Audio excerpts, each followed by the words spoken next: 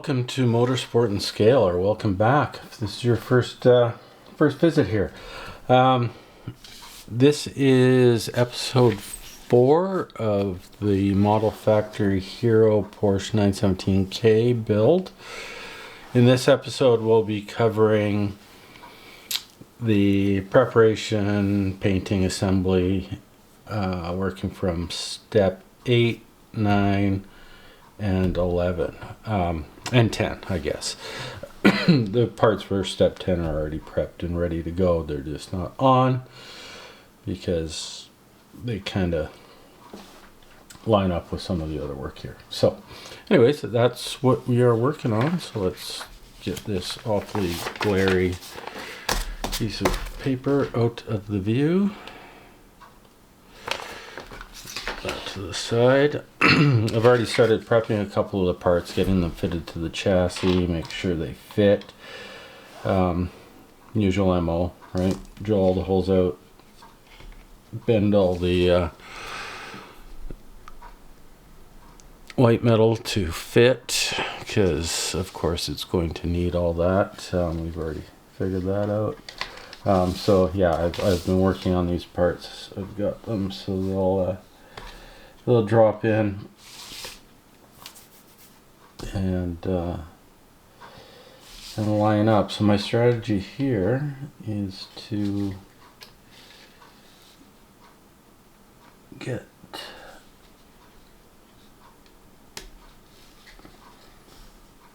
these assemblies together. As you can see, they fit pretty good. A little bit of work on this, actually not that much.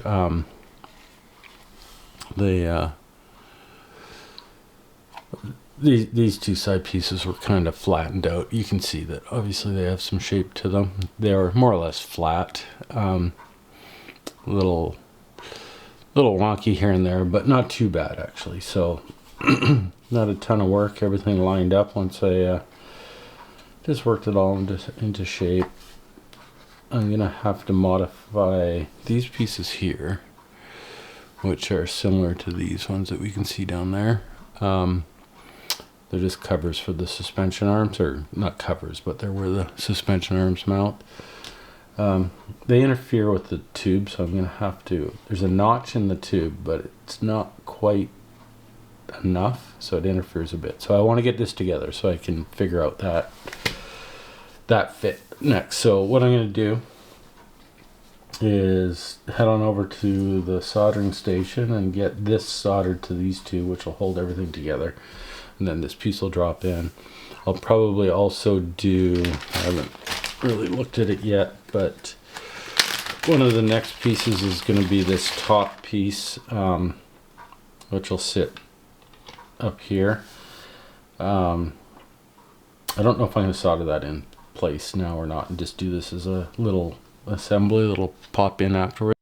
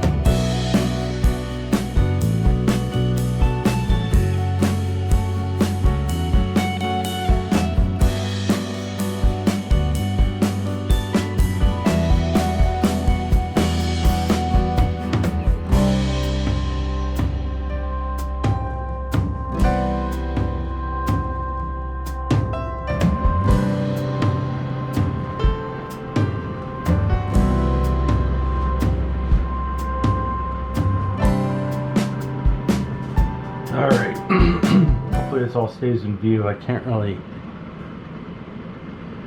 check on the camera while I'm doing work over here.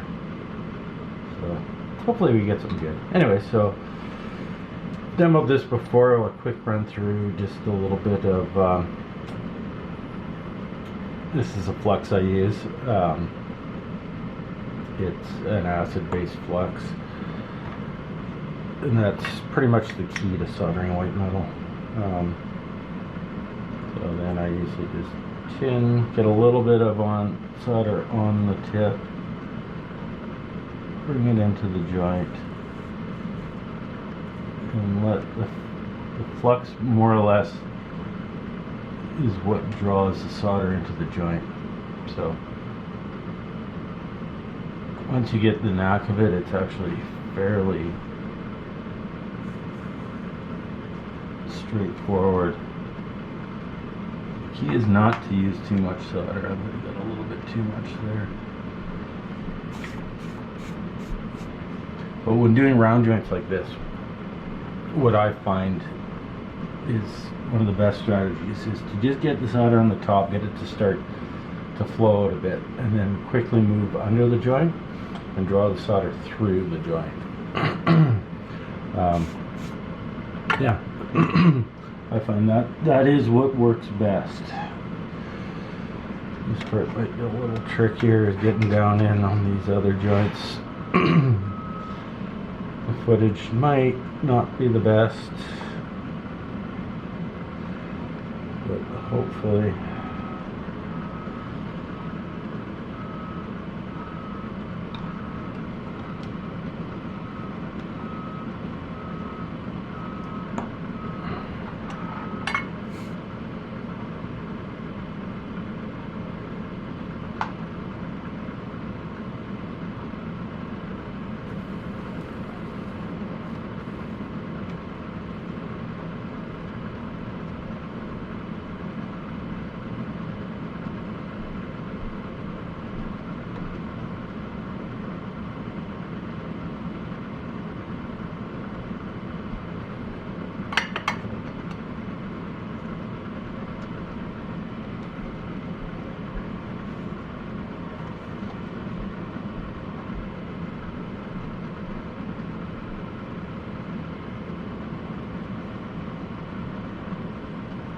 joint naturally this joint naturally sits with a bit of a gap, so I'm just applying a little bit of pressure to close it, and I'll just continue to hold that. Well, I need to hold it now, but I'll hold that while I'm soldering to ensure that the joint is closed up.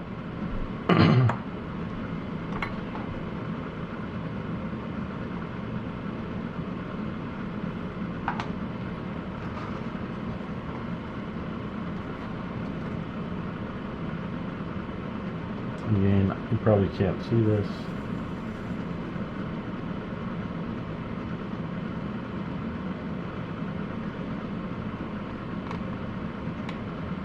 Come through to the back of the joint. It should draw the solder in.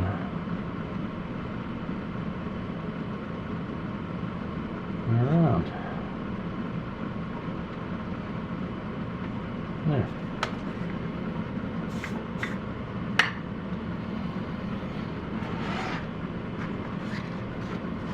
That's it. Those ones 4 joints soldered. Ready to move on.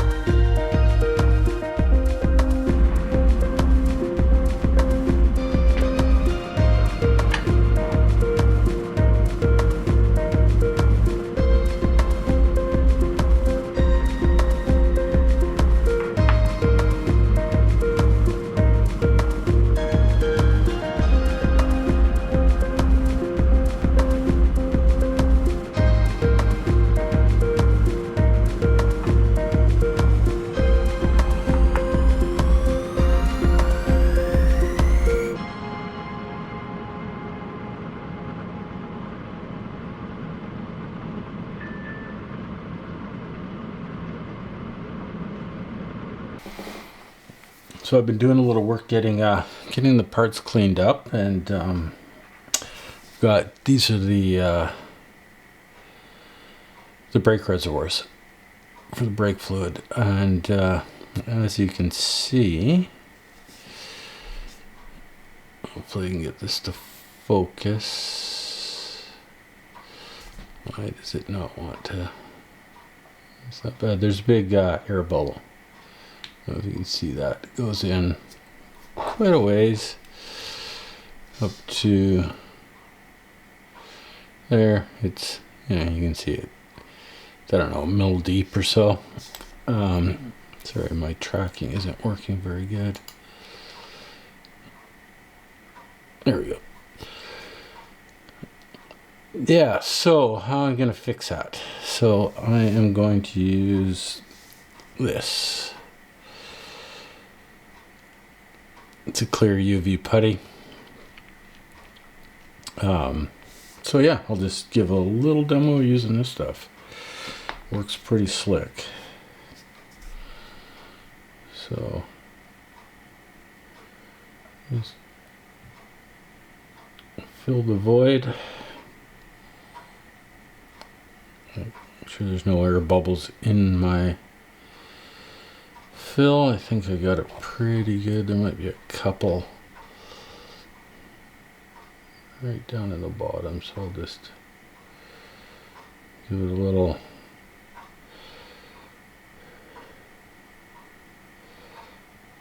poke.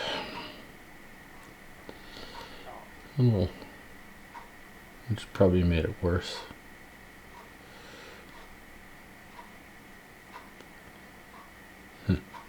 I gotta put more air in it than I'm trying to take out.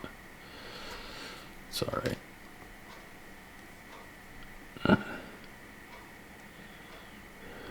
Just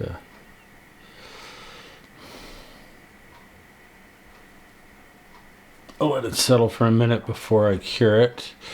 It's a nice thing about this stuff. It's UV curing, so it will cure eventually, just sitting out if you got any UV light, especially if you got direct sunlight. But that would take quite a while.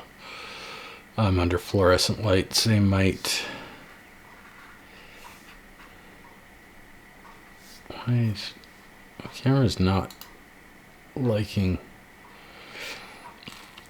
this very well.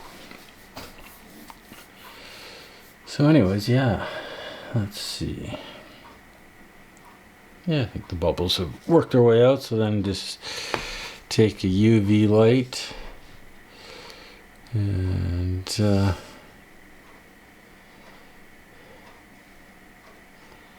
little bit of time under a UV light.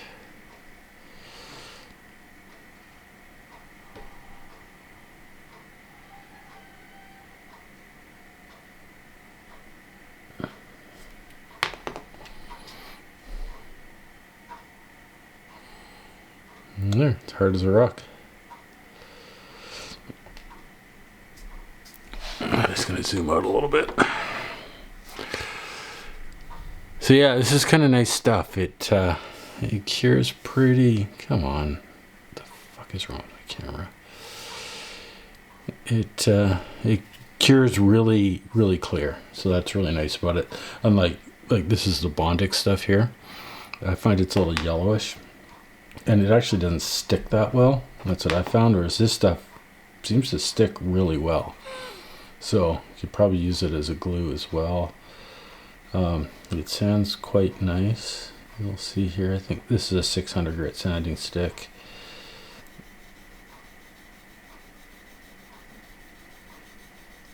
So just a little bit of time.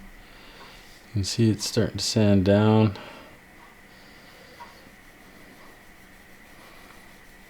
Obviously, if you wanted it super crystal clear after sanding, you'd need to polish it right down, but just like you would with any clear plastic,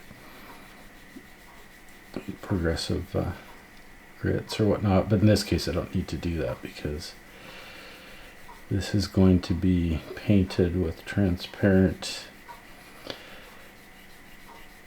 amber to simulate it being full of brake fluid.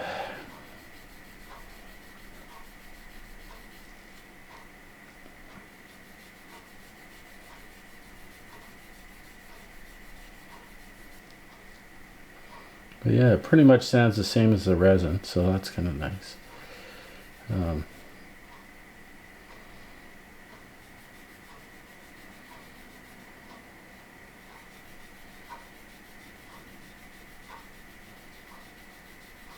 Sorry, this is probably boring as fuck.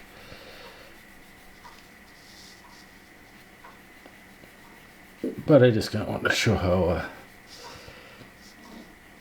well this stuff works in real time.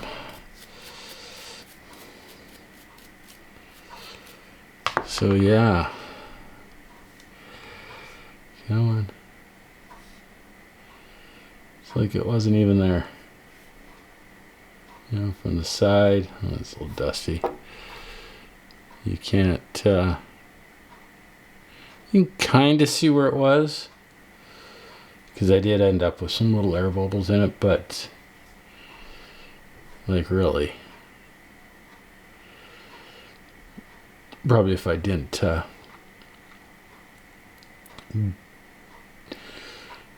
diddle it with the toothpick, it probably wouldn't have got as many bubbles in it as I did. So, lesson learned there. Just leave it alone.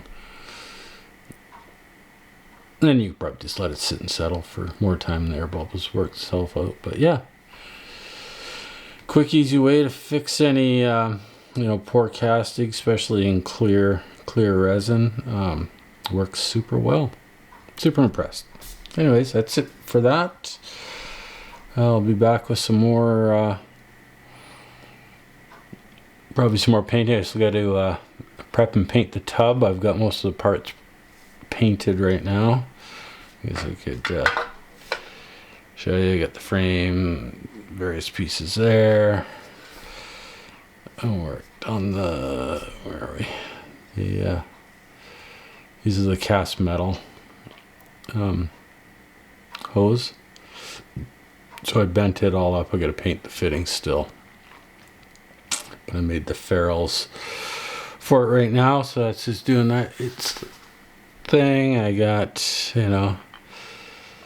my farming project here. The little parts all painted, ready to just have some detail painting on it. So yeah, we're getting along there on this step. So right on. So that's it. I just wanted to show you. So we'll see you in the next segment.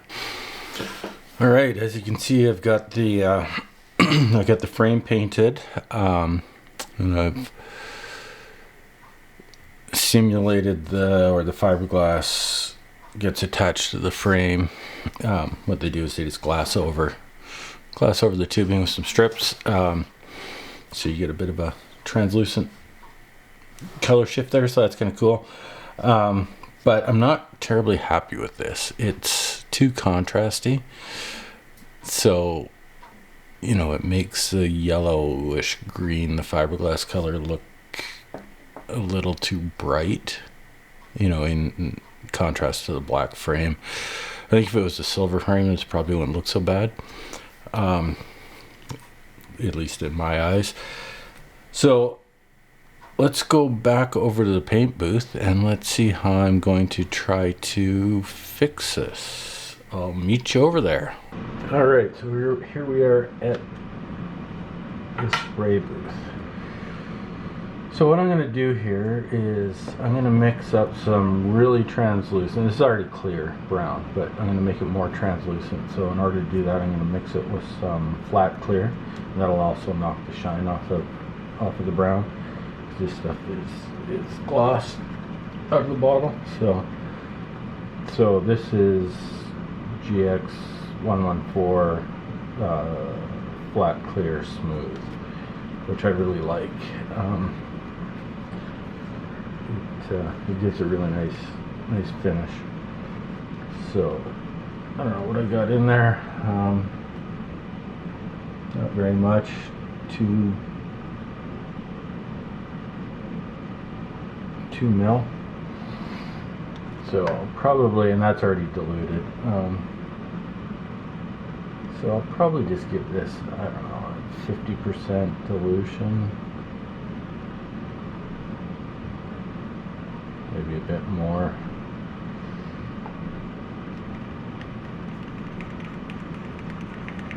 And then I'll thin this as well. I'll make it super thin.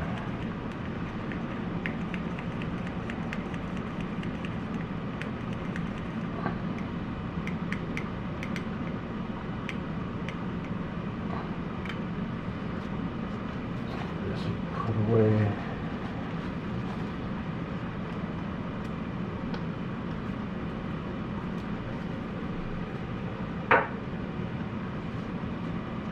So I'm also just going to throw quite a bit of Mr. Leveling Thinner in there.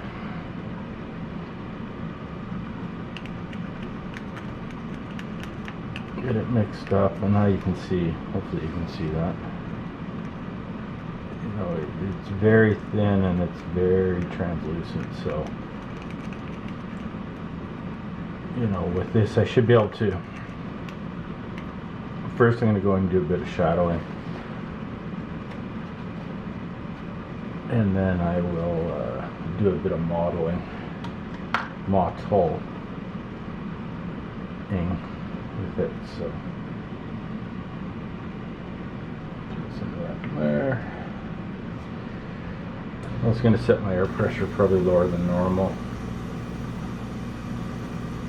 I normally spray at about 14 psi, so this I'll probably set it to 8 to 10, somewhere around there. You know, I don't want it to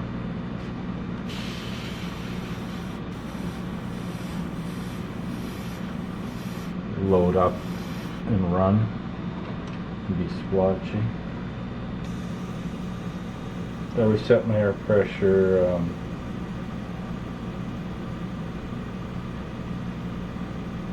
with airflow. Especially I'm using a linear compressor, so you need airflow to actually see the actual pressure through the gun or through the airbrush, because it runs constantly. A linear compressor is no tank. So that's why you'll see me sometimes I'll start the air, let the pressure decrease before I start.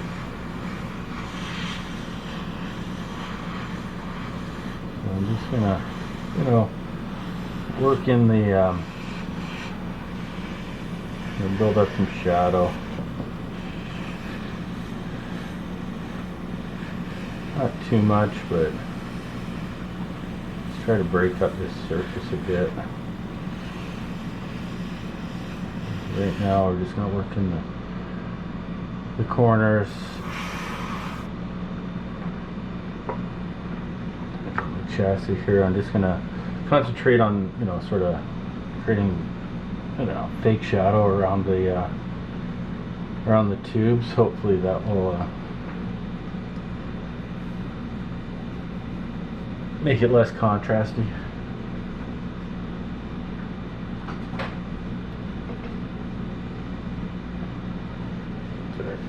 Needed to get my other glasses. I couldn't see what the heck I was doing.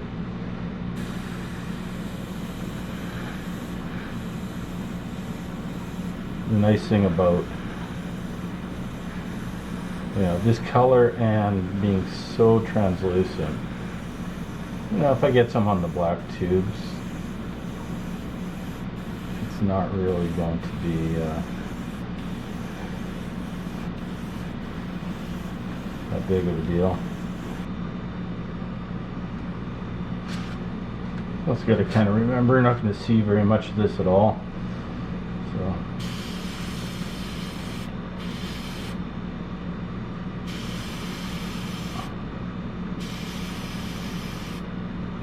it might be more important to get it a little more than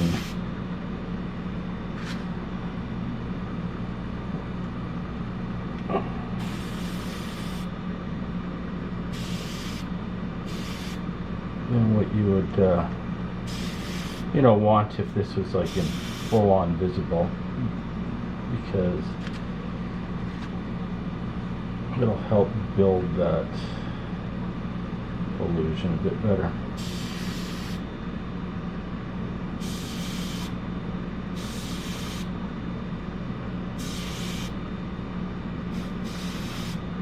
keeping in mind, really the only part of this floor that's not covered by something, like obviously the driver's seat goes right here, so you won't see any of that. Passenger seat's right there.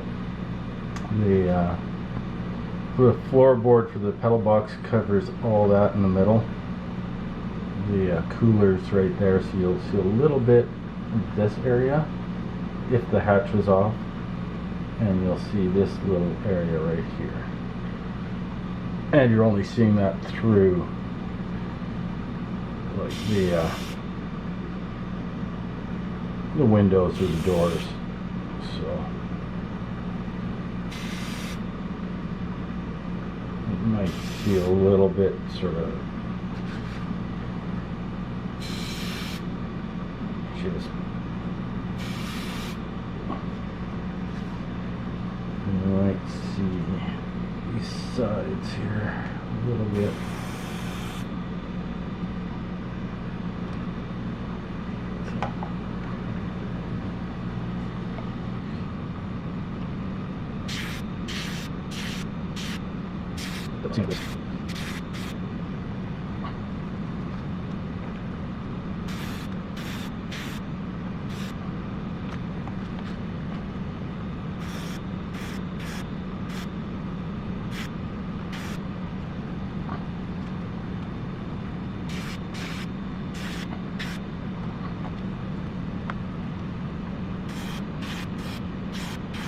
Yeah, so we're trying to figure it out.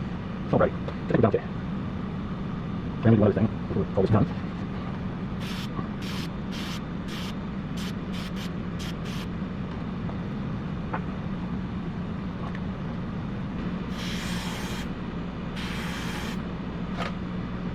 Yeah, so just trying to create a bit of tonal variety, which I think we've done okay.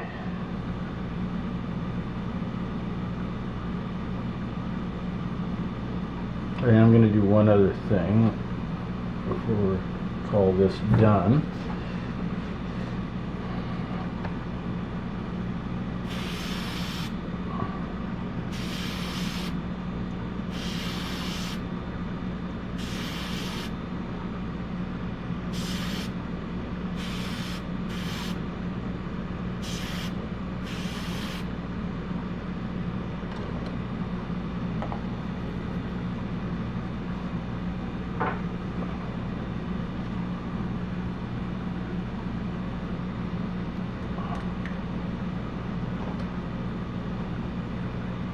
Alright, I'll be ready.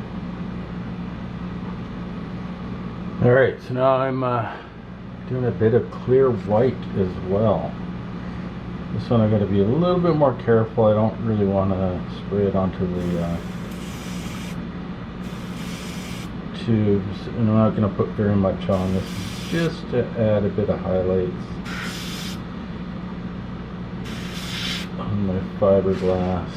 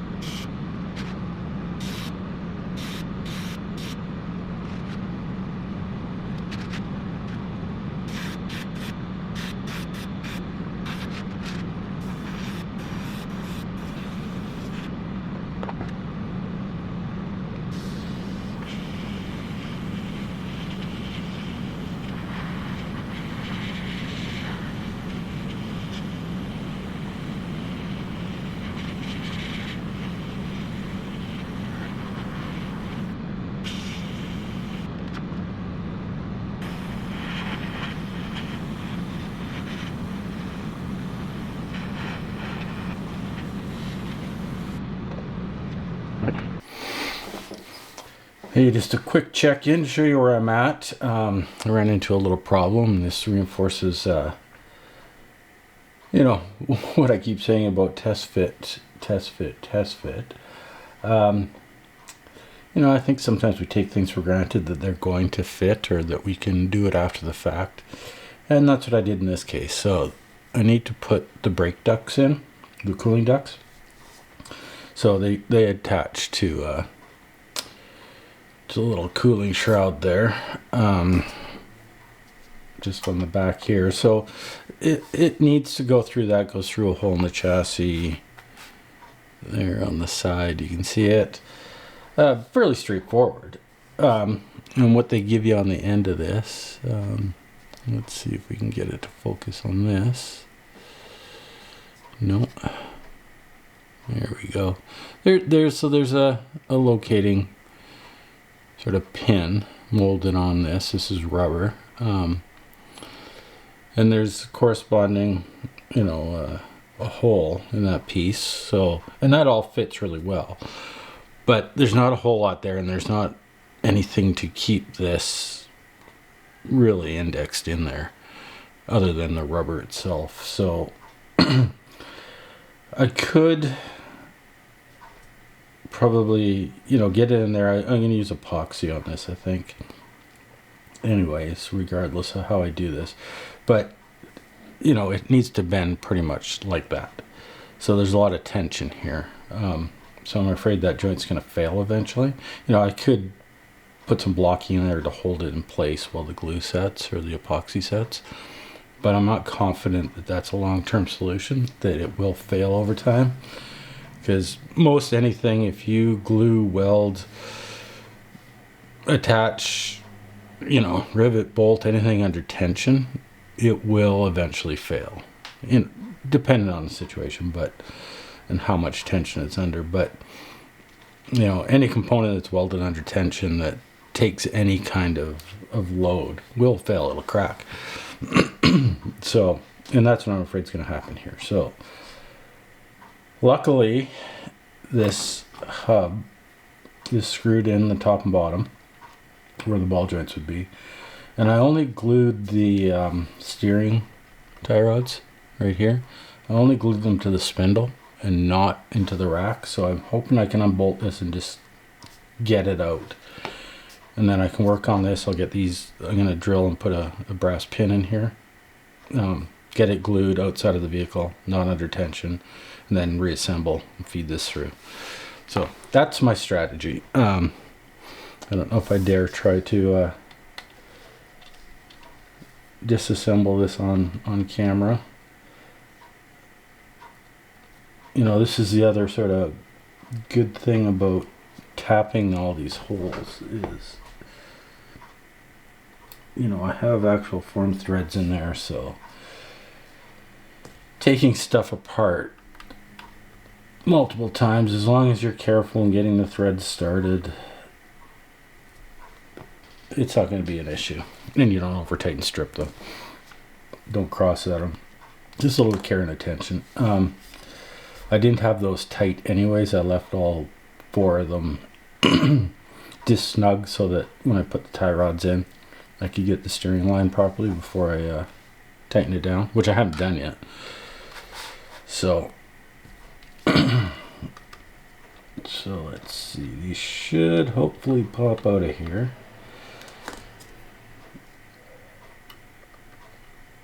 It's I didn't quite.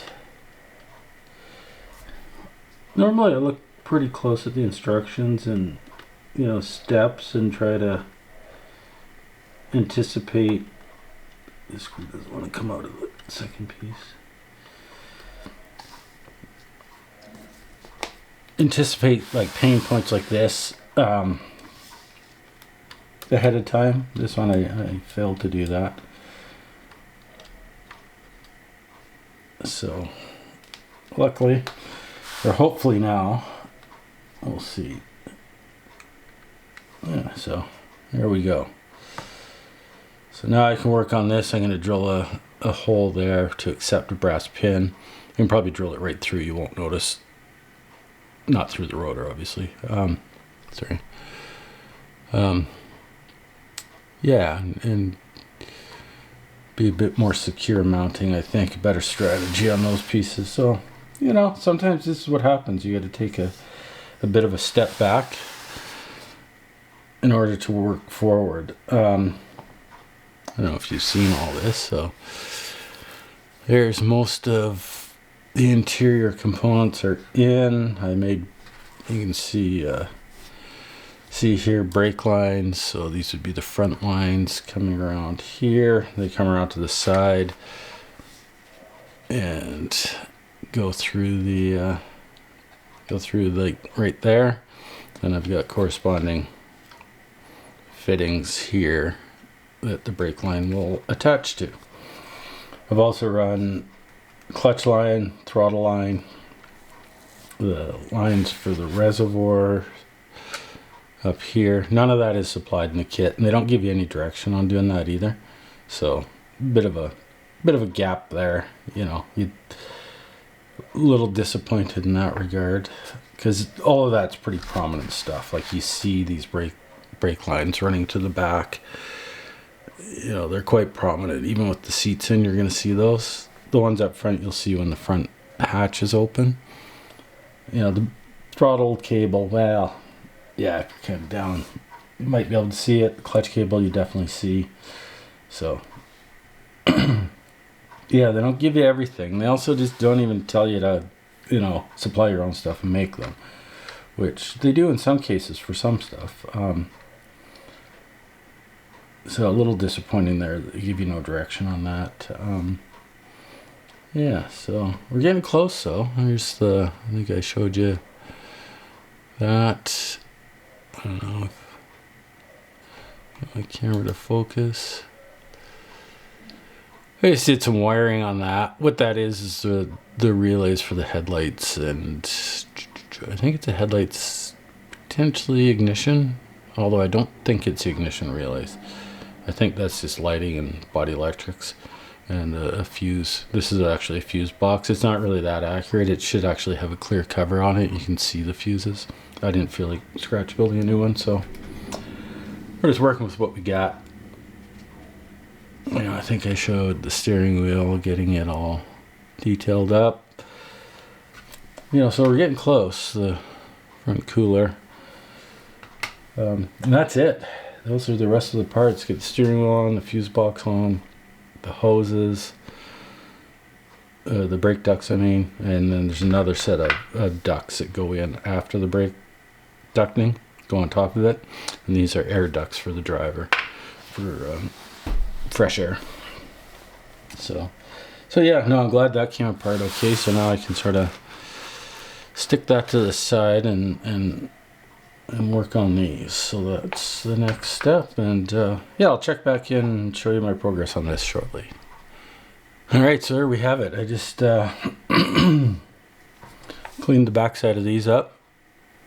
Just cleaned up the there we go, the larger hole, and then drilled a 0.8 mil hole.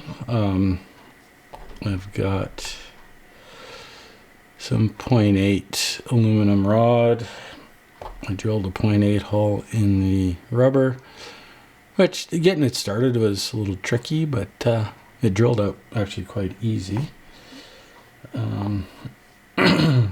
And yeah, it'll hold this on quite nice. Yeah,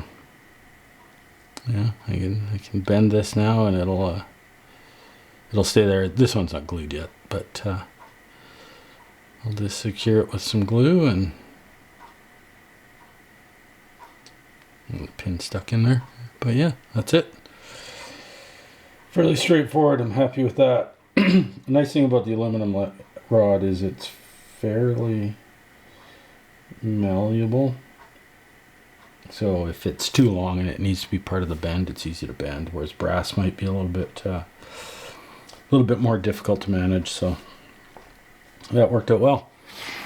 All right, next you'll see, probably next you'll check in will be with everything complete. And I'll just give you a quick thing before I wrap up here. I got them epoxied in there, but I just wanted to talk about the epoxy. So the brand doesn't really matter. It's just 5-minute epoxy. It all pretty much does the same thing. But one thing when you're using epoxy, or anything that, or at least one thing I do when using epoxy or other two-part components like the body filler that requires a hardener is I don't just go and throw this away right now. I'll leave it on the bench and I'll let it, because it's my tell, to see if the epoxy went off and hardened properly. Because sometimes it doesn't. You know, it could go bad, or you mixed it wrong or whatever. So this is a good way of assuring that your epoxy's set properly, and a good way to know when it's safe to start working with whatever you've epoxied. Because if this has gone hard, then that's gone hard. So yeah, just a little tip for you, or at least my strategy on that kind of thing. All right, so there we go. We've got everything done, assembled, test fit, and it's looking pretty good. So we'll just get this off of here.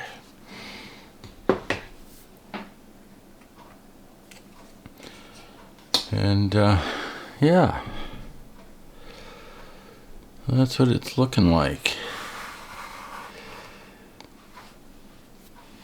So that brings us, so what did we do? We did step 9, 10, no. We did steps 8, 9, 10, and 11. So yeah, basically got all the interior in there and assembled. Yeah, it looks pretty good. So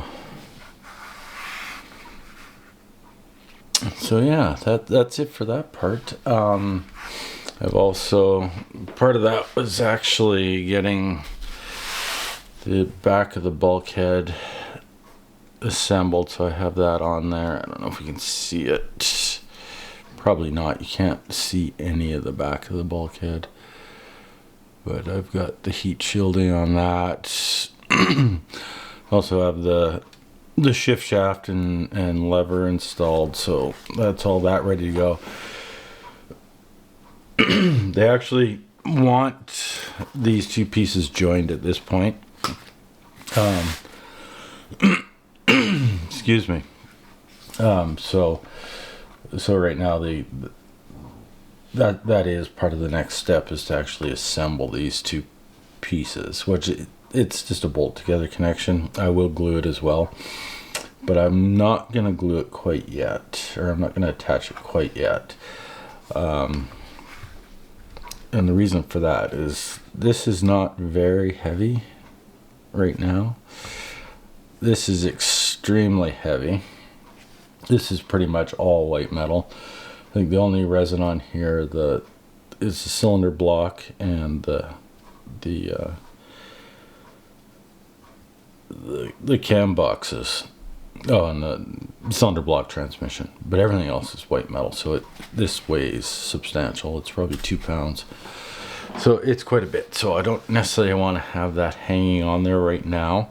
Although I'm going to have to do that pretty darn quick, because that's what we'll just talk about, sort of the next steps, where we're going. So like I say, that brought us up to the end of step 11. I know that's upside down for you. That brought us up to into step 11. Actually brought us up to step 12. The only thing I haven't done is bolt it together.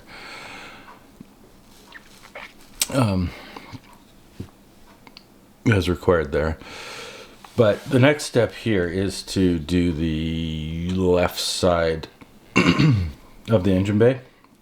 The oil tank, the swirl tank for the fuel filter, one of the primary fuel pump, and a bunch of plumbing that needs to get sort of pre-staged, and that's next. So I'm going to do that before I bolt them together. I'm going to get this step 13 done. 14's done already. And then we start getting into the prepping and assembling the right side, which is only the fuel tank that goes into the side pod. So what that means is I need to have these painted, which means I need to paint this. So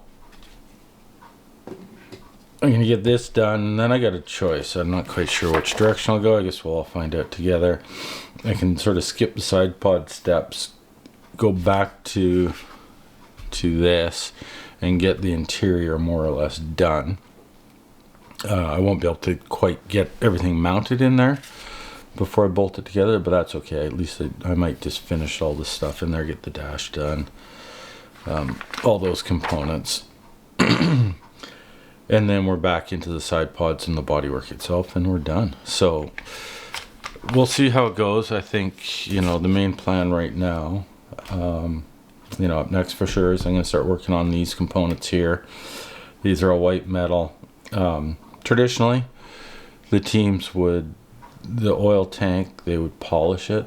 It was made out of sheet aluminum welded together, and they'd polish them. Same with the swirl pot for the for the fuel. This is where the fuel tank's on the other side. There's two pumps that transfer fuel over to this fuel pot, which is an air separator. Gets all the foam out of the oil, or out of the fuel, and gets it ready for delivery into the fuel injection system by the primary fuel pump, which is this one. So we've got two transfer pumps on the other side, and then the primary pump on this side, which goes through a fuel filter. Anyways, so those are white metal. I need to solder them together and then prep them and polish them. So that's what the next, I think, what are we on? We're on episode 4 right now. So that should be episode 5. We will just do that one step. So anyways, that's it. Let's just bring it back in. Have another little look-see at what we got. See if we can focus in on some stuff here. Hopefully that's focusing on some stuff, but yeah, it's just gonna focus on the fire extinguisher now.